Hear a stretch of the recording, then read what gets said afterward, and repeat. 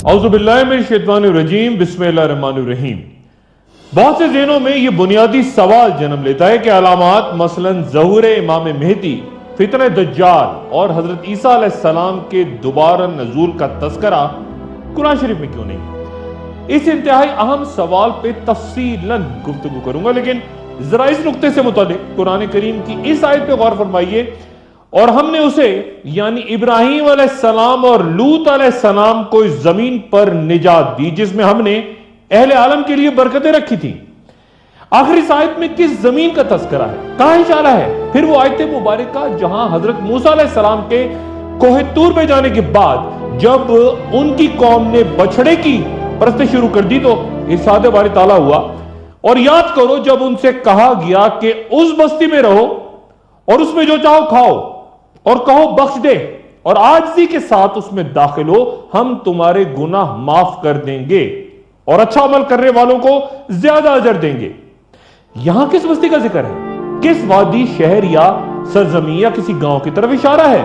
اور پھر جب حضرت سلیمان علیہ السلام کی بادشاہت کا ذکر ہوتا ہے تو اللہ تعالیٰ فرماتے ہیں کہ ہم نے ہواؤں کو سلیمان علیہ السلام کے تابع کر دیا اور وہ اس کے حکم کے مطابق چلا کرتی تھیں اس سرزمین میں جہاں ہم نے برکت رکھی اور ہم تمام چیزوں کا علم رکھتے ہیں۔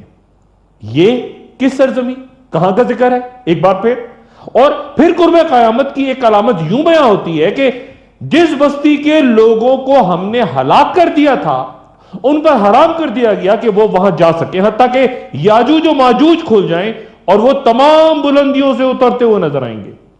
یاجوج و ماجوج کا قصہ اور ان سے منسلک مختلف نظریات پہ تو آگے چل کے بات کروں گا، لیکن وہ جو نقطہ میں زیر بحث لا رہا تھا کہ یہاں پھر ایک بستی کا ذکر اللہ تعالیٰ فرما رہے ہیں جس کا نام بیان نہیں ہو رہا۔ ذہن میں رہے کہ قرآن شریف میں مکہ کا ذکر بکہ کے نام سے ہے اور مدینہ کا ذکر یثرب کے عنوان سے ہے، تو یہ انتہائی عجیب سا لگتا ہے کہ قرآن میں بار بار کسی ایک ایسی بستی کا ذکر ہو رہا ہے جس کی طرف اشارہ ہے، جس کی اہمیت ہے، لیکن اس کا نام سامنے نہیں لایا جا رہا۔ لیکن پھر سورہ بنی اسرائیل میں اللہ تعالیٰ ایک واضح اشارہ کہ وہ بستی، وہ سرزمین کون سی ہے۔ ذرا اس آیت پہ غور فرمائیے۔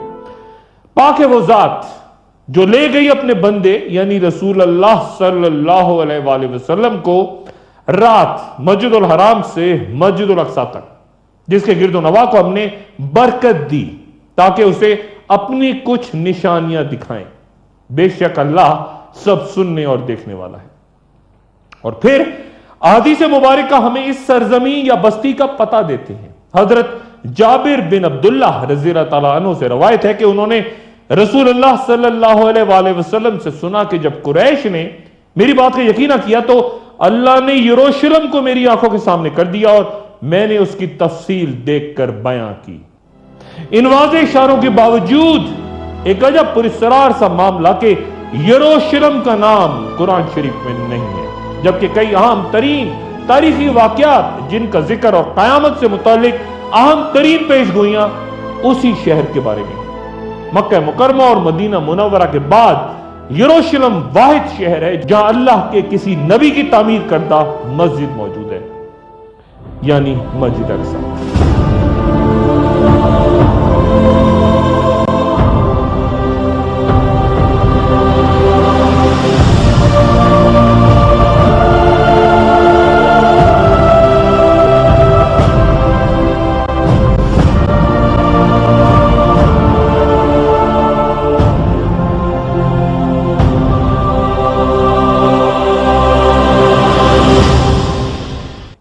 کے نزدیک چونکہ آخر الزماں تک ایک اہم کردار یروشلم کو ادا کر رہے ہیں، غالباً اسی لیے اسے اللہ تعالیٰ نے ایک مقدس بادل سے ڈھانپے رکھا۔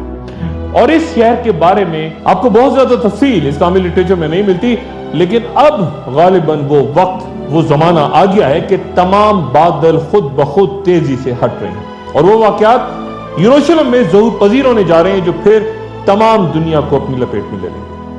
موجودہ دنیا کو سمجھنے کے لیے یروشلم کو جاننا لازم ہے اور عصر حاضر یا مستقبل کی صورت گری ناممکن ہے اگر آپ دنیا کی اس کلید یعنی یروشلم کو اچھی طرح نہ جان لیں، کیونکہ یہ شہر جو کہ مسلمانوں عیسائیوں اور یہودیوں تینوں کے لیے عام ترین ہے، اس لیے یہ تاریخ کے اختتام اور وقت کے خاتمے کی طرف ایک انتہائی اہم کردار ادا کرے گا۔ یہ متضاد دعووں کا مرکز ہے۔ یہودیوں کو یقین ہے کہ یہ بستی ان کے مسیحا کی آمد کا مرکز ہے، جس کے بعد ان کے سنہرے دور کا آغاز ہوگا اور وہ وہیں سے ساری دنیا پر راج کریں گے۔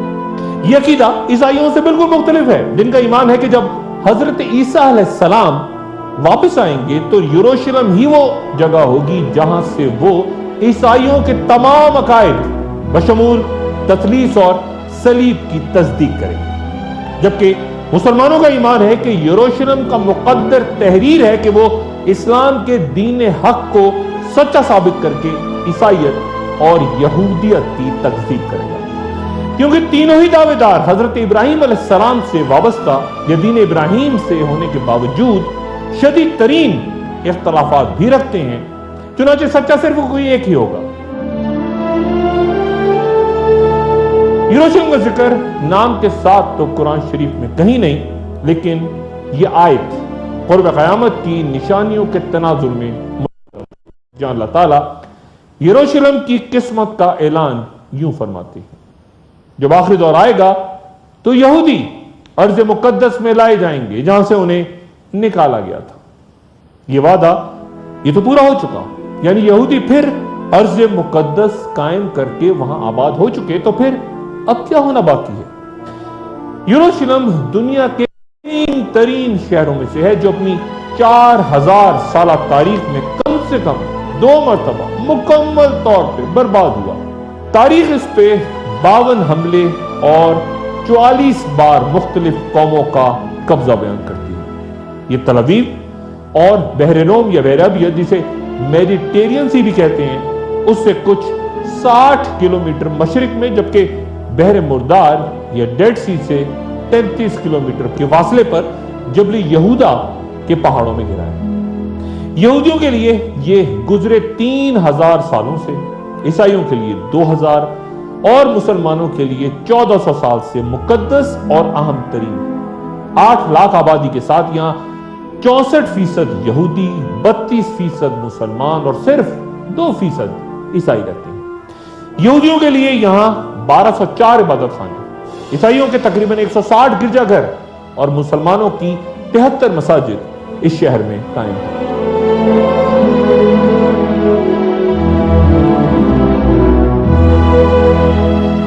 توریت میں تو نہیں، لیکن انجیل میں ہیکل سلیمانی کا ذکر 632 بار ہوا ہے، جس پہ تفصیلاً کچھ دیر بعد۔ لیکن اس کی مغربی دیوار یعنی ہیکل سلیمانی کی مغربی دیوار آج یہودیوں کے لیے کرۂ ارض کا مقدس ترین مقام ہے۔ قرآن ہیکل سلیمانی کا ذکر بطور مسجد کرتا ہے، اور 17 طویل مہینوں تک رسول اللہ صلی اللہ علیہ وآلہ وسلم نے بیت المقدس کی طرف رخ کر کے نماز ادا کی تھی کہ یہودیوں کو یہ پیغام دے سکیں کہ اس خدا نے جس نے موسیٰ علیہ السلام کو بھیجا تھا، انہیں بھی یعنی رسول اللہ صلی اللہ علیہ وآلہ وسلم کو اپنا نبی بنا کے بھیجا۔ اور پھر قرآن نازل کرنے والا بھی وہی خدا ہے جس نے توریت بھیجی تھی۔ آخر الزماں یعنی وقت کے خاتمے سے پہلے اس جگہ اس مقام پہ کیا ہوگا؟ ایک وقفہ، اور وقفے کے بعد دوبارہ سے گفتگو میں ایک بار پھر خوش آمدید۔ یروشلم کی اہمیت سمجھنے کے لیے ذرا پہلے حضرت ابراہیم علیہ السلام کے دور میں چلتے ہیں تاکہ ماضی کے جھروکوں سے کچھ حال اور کچھ مستقبل کو جان سکیں۔ حضرت ابراہیم علیہ السلام کو ابو الانبیاء یا نبیوں کا باپ، ان کے بعد آنے والے تمام نبی انہی کی نسل سے تھے، اور تبھی ہم ان پر اور ان کے بعد آنے والے تمام انبیاء یعنی حضرت ابراہیم علیہ السلام اور آل ابراہیم علیہ السلام پہ درود بھیجنا اپنا فرض سمجھتے ہیں۔ ابراہیم علیہ السلام اور نوح علیہ السلام کے درمیان تقریباً 3000 سال کا فاصلہ بیان ہوتا ہے۔ نمرود کی آگ سے محفوظ ہو جانے کے بعد ابراہیم علیہ السلام عراق سے اپنے بھتیجے لوط علیہ السلام کے ساتھ اللہ کے حکم سے ارض مقدس کی طرف ہجرت کر گئے، اور پھر اس بارے میں ارشاد باری تعالیٰ ہوا، اے محمد صلی اللہ علیہ وآلہ وسلم، پھر ہم نے تمہاری طرف وہی بھیجی کہ تم ملت ابراہیمی کی پیروی کرو جو خالص خدا کی طرف جھکنے والا ہے۔ جب اللہ تعالیٰ نے تمام دنیا میں زمین کا ٹکڑا منتخب کر کے اسے ارض مقدس قرار دے دی اور طے کر لیا کہ حضرت ابراہیم علیہ السلام کا ہی دین وہاں رہے گا، تو یقیناً وقت کے خاتمے سے پہلے دیگر مذاہب وہاں موجود نہیں ہوں گے تاکہ سچائی ارض مقدس کا نصیب ہو۔ اور یہ یروشلم کی تقدیر میں لکھا جا چکا ہے کہ وہ سچ کی تصدیق کرے گا۔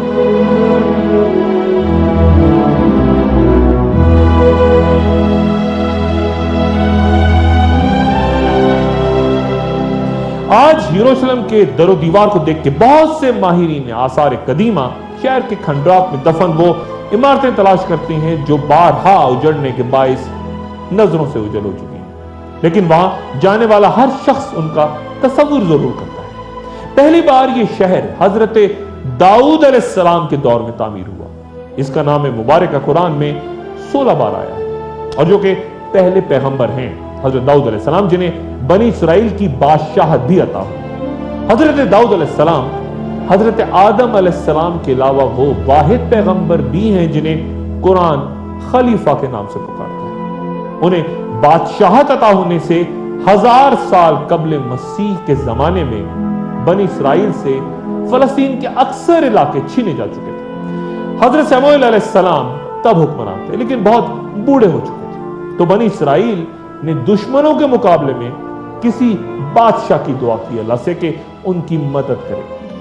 سموئیل علیہ السلام نے حکم الہی کے مطابق 30 سالہ طالوت کو ان پہ بادشاہ مقرر کر دیا۔ طالوت کو بہت سے علماء پیغمبر تصور نہیں کرتے، اور بائبل میں اسے ساول کہا گیا ہے۔ طالوت کی بادشاہی کی نشانی کے طور پہ فرشتوں کے ذریعے وہ تابوت سکینہ بنی اسرائیل کو واپس مل گیا، جس کے بارے میں قرآن شریف میں ارشاد والی تعالیٰ ہے وہ خدا کی طرف سے بادشاہ ہونے کی ایک علامت ہے۔ قصص الانبیاء کے مطابق اس صندوق میں توریت کا اصل نسخہ، پتھر کی 2 تختیاں جو کہ حضرت موسیٰ علیہ السلام کو کوہ سینہ پہ دی گئی تھیں، حضرت موسیٰ علیہ السلام اور حضرت ہارون علیہ السلام کا عصا اور پیرہن، اور ایک برتن میں من و سلوہ محفوظ، تاکہ آنے والی نسلیں اللہ تعالیٰ کے اس احسان کو یاد رکھیں جو ان پر صحرا میں بھٹکنے کے دوران فرمایا گیا تھا۔ داؤد علیہ السلام نے ایک کم سن نوجوان کے طور پہ طالوت کے لشکر میں تب شمولیت اختیار کی جب دشمن فلسطینیوں کا پہلوان جالوت اسرائیلیوں کو مقابلے کی دعوت دے رہا تھا، اور کسی میں ہمت نہیں تھی تمام اسرائیلی لشکر میں کہ وہ اس کا سامنا کر سکے۔ اس موقع پہ حضرت داؤد علیہ السلام اس کے سامنے اترے اور اسے قتل کر دیا۔ اس بے مثال جرأت کے مظاہرے نے داؤد علیہ السلام کو بنی اسرائیل کی آنکھوں کا تارا بنا دیا، اور طالوت نے اپنی بیٹی حضرت داؤد علیہ السلام سے بیاہ کیا۔ پھر وہ کچھ عرصے بعد اسرائیلیوں کے حکمراں ہو گئے۔ اللہ تعالیٰ نے داؤد علیہ السلام کو نبوت سے بھی سرفراز فرمایا، اور پھر حضرت داؤد علیہ السلام نے یروشلم شہر کی بنیاد رکھی، اور وہاں ایک عظیم الشان محل کی تعمیر شروع کی جہاں تابوت سکینہ کو محفوظ کیا جا سکے۔ لیکن اسرائیلیات کے مطابق حضرت داؤد علیہ السلام کو بتا دیا گیا تھا کہ محل ان کے بیٹے سلیمان علیہ السلام کے دور میں ہی مکمل ہو سکتا ہے۔ چنانچہ تعمیر تو جاری رہی، اور تکمیل چونکہ حضرت سلیمان علیہ السلام کے دور میں ہوئی، اسی لیے اسے ہیکل سلیمانی یا کنگ سولومنز ٹیمپل یا فرسٹ ٹیمپل بھی کہتے ہیں۔ حضرت داؤد علیہ السلام نے بنی اسرائیل پہ 40 سال حکومت کی، اور پھر ان کے صاحبزادے حضرت سلیمان علیہ السلام نے، جن کی حکمرانی کا ایک منفرد امتیاز یہ تھا کہ حیوانات بھی ان کے تابع تھے، اور جن کا ذکر قرآن شریف میں 17 مقامات پہ، اور جن کی سلطنت کے بارے میں قرآن کی یہ آیات کہ اے میرے پروردگار مجھے بخش دے اور مجھے ایسی حکمرانی عطا کر جو میرے بعد کسی کو بھی میسر نہ ہو، بے شک تو بہت عطا کرنے والا ہے۔ اسرائیلی روایات کے مطابق ہیکل سلیمانی کی تعمیر کو 7 سال لگے۔ ان کا یہ بھی عقیدہ ہے کہ ہیکل سلیمانی 410 سال تک اپنی جگہ پہ موجود رہا۔ حضرت سلیمان علیہ السلام کے بعد بنی اسرائیل آپس میں لڑ گئے، اور نتیجتاً 2 ریاستیں شمالی فلسطین میں سلطنت اسرائیل اور جنوبی فلسطین میں سلطنت یہود قائم ہو گئی۔ دونوں سلطنتوں میں شدید خونریزی کا آغاز ہوا، اور پھر 7ویں صدی قبل مسیح میں حاشری فاتحین نے سلطنت اسرائیل کا خاتمہ کر دیا، اور کچھ سال بعد یعنی 587 قبل مسیح میں بابل کے بادشاہ بخت نصر نے سلطنت یہود کی بھی ان سے انتقال ہوئی اور ہیکل سلیمانی کو اس طرح پیوند خاک کیا کہ اس کی ایک دیوار تک اپنی جگہ نہ کھڑی رہی۔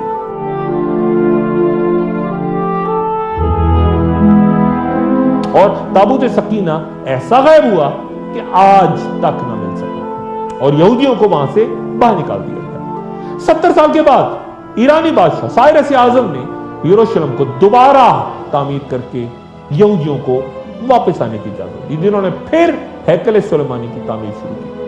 ہیرود بادشاہ نے، جو کہ تاریخ میں انتہائی ظالم حکمراں کے طور پہ یاد کیا جاتا ہے، اس نے کئی یہودی مذہبی پیشواؤں کے علاوہ خود اپنے خاندان کو بھی مار ڈالا تھا۔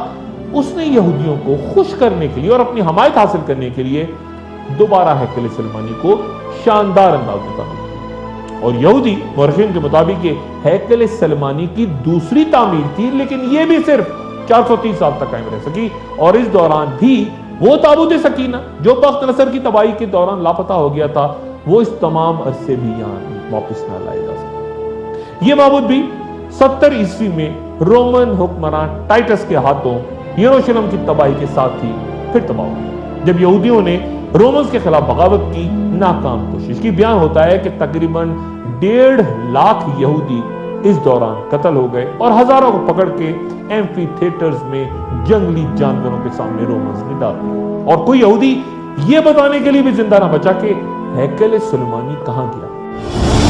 اکثر یہودی ماہرین آثار قدیمہ متفق ہیں کہ یہ موجودہ دیواری دریا حضرت سلیمان علیہ السلام کے ہیکل کی دیوار ہی نہیں بلکہ یہ دوسری بار جو ہیکل تعمیر ہوا اس ہیکل کے آثار ہیں جنہیں بعد میں رومنز نے برباد کر دیا تھا، لیکن وہ تابوت سکینہ آج تک نہ مل سکا جو پہلے ہیکل کی تباہی کے وقت غائب ہوا تھا۔ کچھ یہودیوں کا خیال ہے کہ وہ اردن کے جبل نیبو کے غاروں میں کہیں گم ہے، جس کا ذکر انجیل میں بھی ہے، اور کہا جاتا ہے کہ حضرت موسیٰ علیہ السلام کی تدفین بھی کہیں انہی پہاڑوں پہ ہوئی تھی۔ کچھ مورخین کے نزدیک تابوت سکینہ ایتھوپیا کے ایک چرچ میں، اور ایسے ہی متضاد دعوے برطانیہ، روم اور فرانس کے مختلف حصوں کے بارے میں بھی ہوتے رہتے ہیں۔ دوسرے ہیکل کی مکمل تباہی کے بعد جب وہاں عیسائی حکمراں ہیکل کی حکومت قائم تھی تو رسول اللہ صلی اللہ علیہ وآلہ وسلم کی عرب میں ولادت ہوئی۔ اس دوران وہ یہودی جو یروشلم کی تباہی کے بعد جگہ جگہ اپنی بستیاں آباد کر کے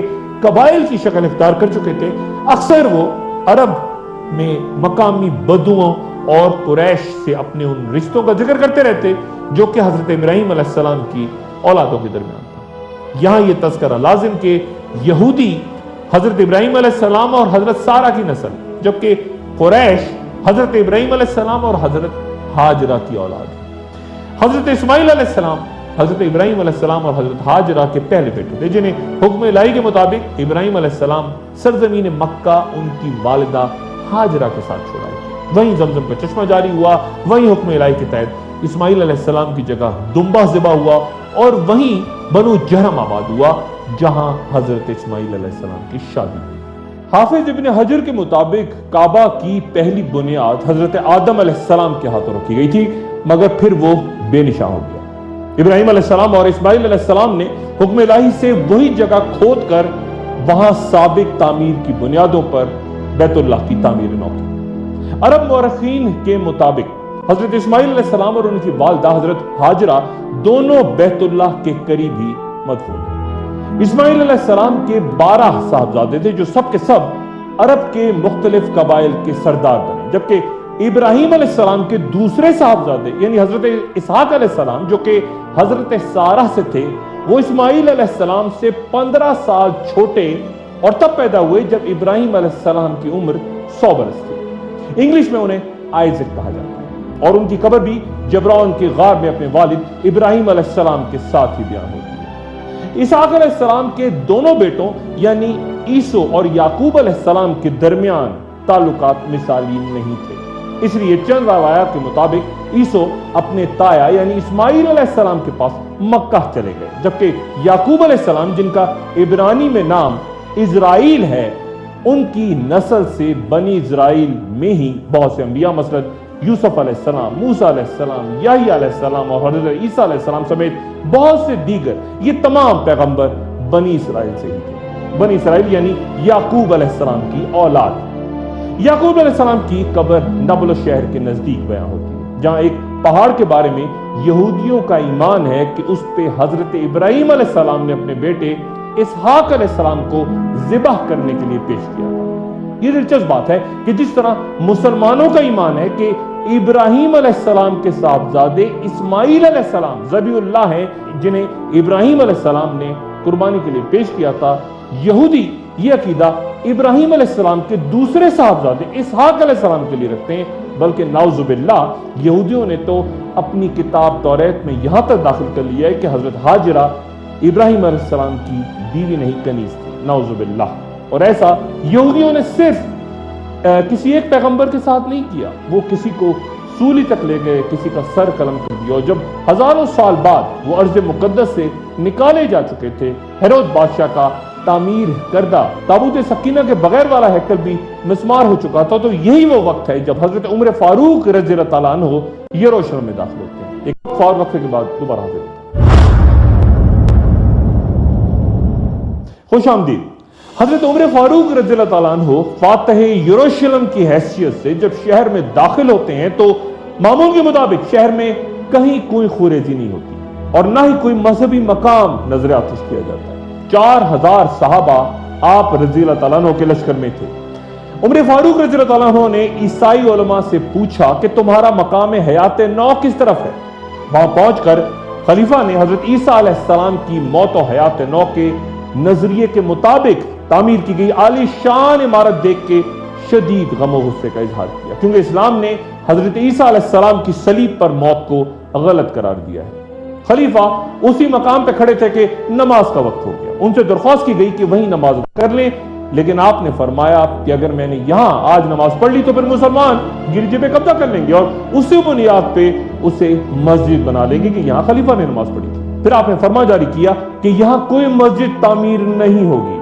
फिर हजरत उमर रज़ियल्लाहु ताला अन्हु वहां पहुंचे जहां कभी यहूदियों का हैकल सुलेमानी था और ये देखकर हैरान रह गए कि ईसाई वहां कूड़ा करकट फेंका करते थे। उमर फारूक रज़ियल्लाहु ताला अन्हु ने दोनों हाथों से कूड़े का ढेर अपनी झोली में उठाया और शहर की दीवारों से बाहर फेंकने लगे, जिसपे दीगर सहाबाए किराम ने भी उनकी तकलीफ की। खलीफा ने इल्म इज़राइलियात के एक माहिर को तलब किया और उसके सामने कुरान शरीफ की 17वीं और 18वीं सूरतें तलावत फरमाई, जिनमें हजरत दाऊद अलैहिस्सलाम, हजरत सुलेमान अलैहिस्सलाम और हैकल सुलेमानी के वाक़यात थे। फिर उन्होंने यहूदी उलमा से पूछा कि वो उस बेहतरीन मकाम का चुनाव करें जहां मुसलमान नमाज अदा कर सके। यहूदियों ने शुमाल की जानिब एक पहाड़ की तरफ इशारा किया, लेकिन उनकी तजवीज खलीफा ने दलील के साथ मुस्तरद कर दी कि अगर मुसलमानों ने वहां नमाज पढ़ी तो मक्का के साथ साथ उनका रुख यहूदियों के मुकद्दस मकामात की तरफ भी हो जाएगा। और फिर उमर फारूक रज़ियल्लाहु ताला अन्हु ने हेरोद बादशाह की शाही बालकनी की जगह का इंतखाब करते हुए वहां सादा लकड़ी से एक इमारत तामीर की ताकि रुख सिर्फ काबा की तरफ है। ये मस्जिद अक्सा है। पहली अजान के लिए हजरत बिलाल हबशी रज़ियल्लाहु ताला अन्हु से दरख्वास्त की गई, जो कि अपने आका मौला रसूलुल्लाह सल्लल्लाहु अलैहि वसल्लम के बाद से अजान देना छोड़ चुके थे। लेकिन हजरत उमर फारूक के इसरार और सहाबा किराम की दरख्वास्त पर वहां पहली अजान बिलाल हबशी रज़ियल्लाहु ताला अन्हु ने और फिर सब ने खलीफा के पीछे नमाज पढ़ी।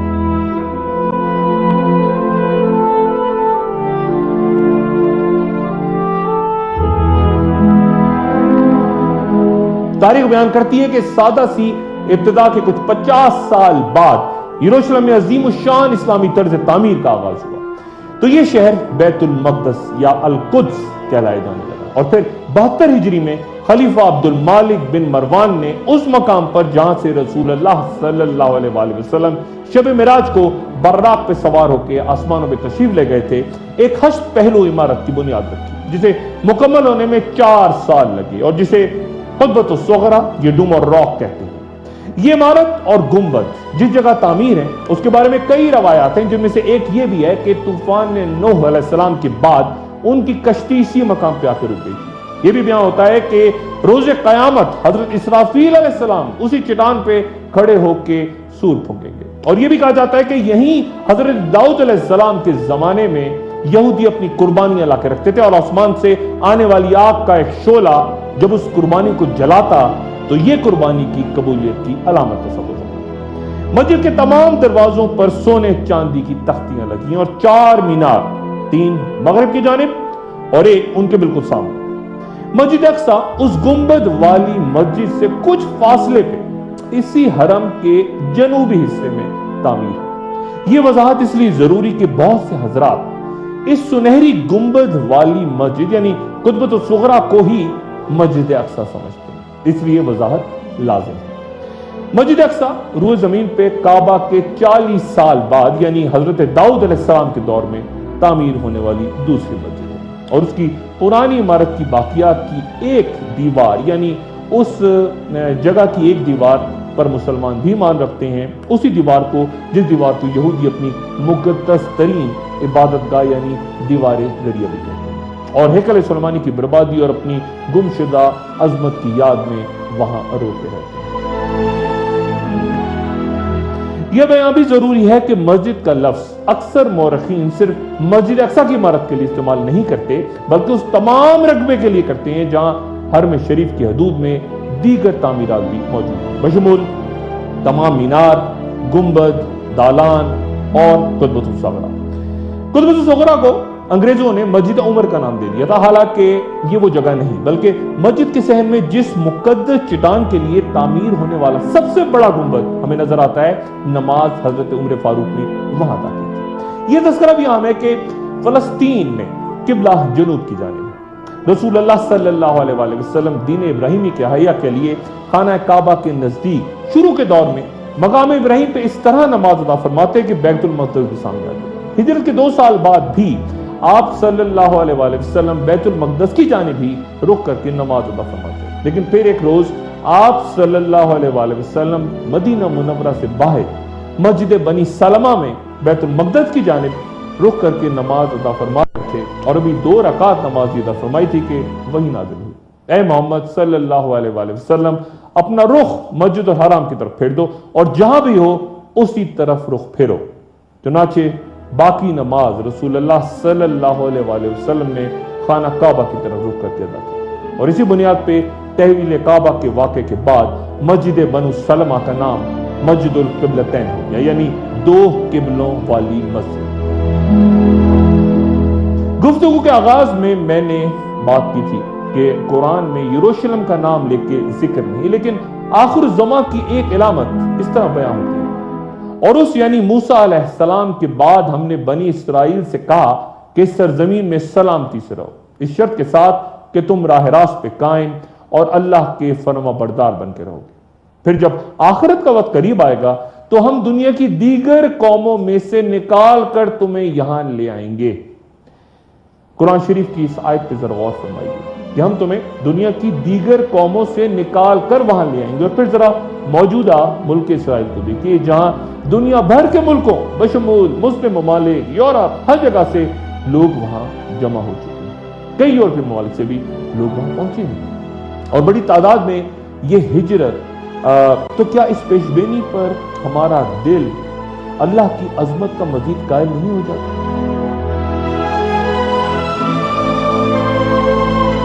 1981 میں ہالی ووڈ کے معروف اداکار ہیریسن فورڈ ہدایت کار سٹیون سپلبرگ کی فلم Raiders of the Lost Ark میں انڈیانا جونز کے اس کردار میں ہمارے سامنے آئے تھے جو ان جرمن نازیوں کے خلاف لڑتا ہے جو تابوت سکینہ کو ہٹلر تک لے جانا چاہتا ہے۔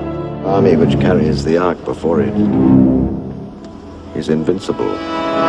The Ark, it is their Adonis. It is desired above all treasures on earth by those who are good. Trust me. اس فلم کی شاندار کامیابی کے بعد 3 مزید فلمیں Indiana Jones and the Temple of Doom، Indiana Jones and the Last Crusade اور پھر Indiana Jones and the Kingdom of Crystal Skull، ان تمام فلموں کی دنیا بھر میں پذیرائی اس بات کا ثبوت ہے کہ یہ موضوع نہ صرف مسلمانوں بلکہ ہم سے کہیں زیادہ یہودیوں اور عیسائیوں کے لیے اہمیت رکھتا ہے۔ You don't believe me. You will, Dr. Jones. یہودی مسجد اقصی کی شہادت اور اس مقام پہ ہیکل سلیمانی کی تعمیر کے لیے مکمل طور پہ تیار ہیں، لیکن تعمیر کا آغاز کرنے کے لیے انہیں خدا کی طرف سے ایک اشارے کا انتظار ہے۔ وہ اشارہ ایک سرخ گائے کی شکل میں ہوگا جسے وہ ذبح کر کے جلائیں گے، اور اس کی راکھ سے اسرائیل کے عوام کو پاک کیا جائے گا، جس کے بعد یہودیوں کو یقین ہے کہ ہیکل سلیمانی میں کوئی بھی ناپاک داخل نہیں ہو سکے گا۔ اسرائیلیات کے مطابق اس گائے کو پیدائش کے 3 سال بعد ہیکل کی تطہیر کے لیے لایا جائے گا۔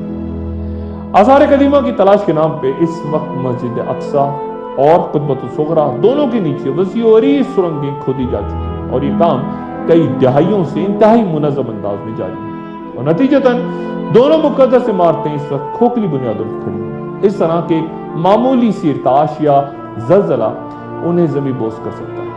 اسرائیلی حکومت کا کہنا ہے کہ سرنگیں کھودے جانے کا مقصد ہیکل سلیمانی کی باقیات کی تلاش ہے، یعنی مسجد اقصی کی شہادت۔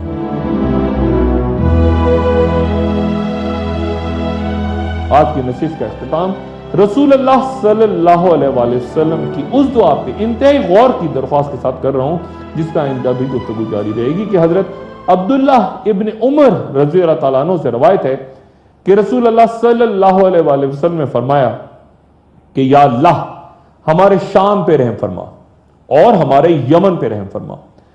لوگوں نے پوچھا اور ہمارے نجد پر؟ تو رسول اللہ صلی اللہ علیہ وآلہ وسلم نے پھر فرمایا کہ یا اللہ ہمارے شام اور ہمارے یمن پہ رحم فرما۔ لوگوں نے پھر نجد کا پوچھا تو آپ صلی اللہ علیہ وآلہ وسلم نے فرمایا کہ وہاں زلزلے اور تباہیاں رونما ہوں گی اور وہیں سے شیطان اپنا سر نکالے گا۔